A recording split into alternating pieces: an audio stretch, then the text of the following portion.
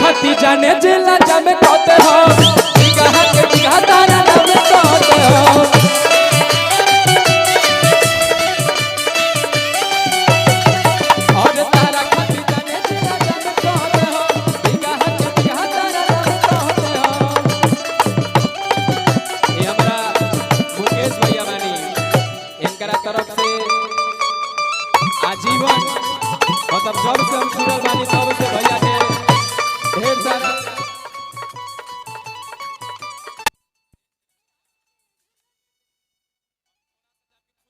अरे ये हमारा चाचा हुए हमारे भैया हुए। अच्छा और की तारा खती जाने जिला नाम कहते हो बिगहा के बिगहा तारा नाम कहते हो तारा खती जाने जिला नाम कहते हो बिगहा के बिगहा तारा नाम कहते हो।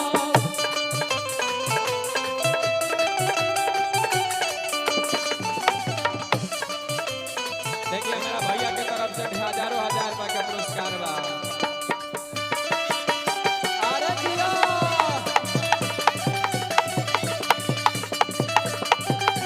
भैया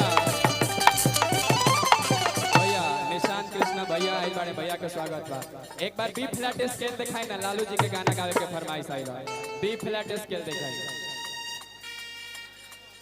बताइए ना क्या दिक्कत है बता दीजिए हमको बता दीजिए।